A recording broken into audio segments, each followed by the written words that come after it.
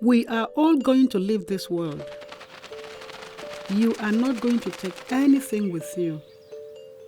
Even the coffin you are buried in will turn to dust. My name is Mary. I live in Sicily, and this is my story. We were all promised a short journey which would lead us to a new life in Europe. The truth was very different. I grew up in Ukwani, in Nigeria. My father left when I was a baby. My mother remarried and had 6 more children. I felt like I didn't belong. I tried many different ways to make enough money to survive, but it was impossible.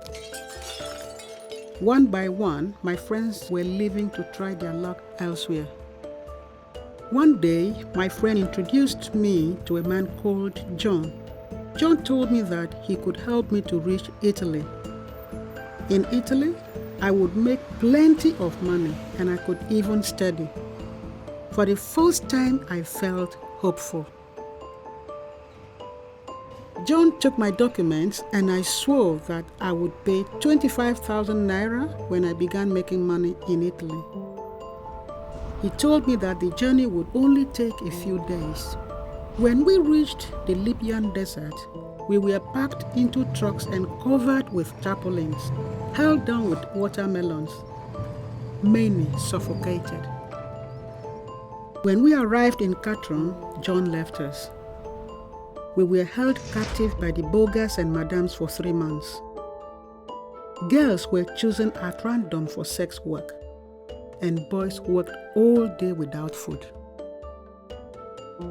One boy tried to escape. They caught him and beat him to death in front of our eyes. Next, we traveled to Saba. We were given to men who raped and killed without thought. They were heartless. We thought it couldn't get any worse, but after 3 weeks, we were moved to Bani Walid. The floor was wet with toilet water. There were rocks everywhere, and because it was Ramadan, there was no food to be found. We built shelters with rocks to hide from the ferocious sun and freezing night. I tried everything to stay strong. Listening to the stories of others helped me to forget my problems. Sometimes we would sing together, and when we had the strength, we would play games to forget.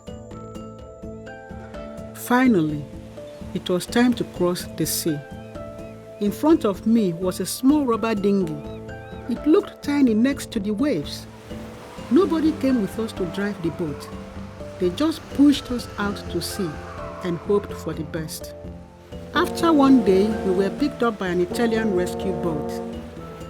We traveled for 4 days on the boat, and the rescuers threw food and water into the crowd.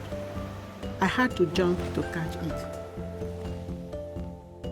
Now I live in Sicily. I'm still waiting for my papers so that I can work. I wish I could keep busy to take my mind away from that awful journey. Still, I feel like I don't belong. Without nobody, I just keep carrying myself, and I don't have anyone to call my own. I wish people would realize that we all have the same blood running through our veins. We all have a story to tell.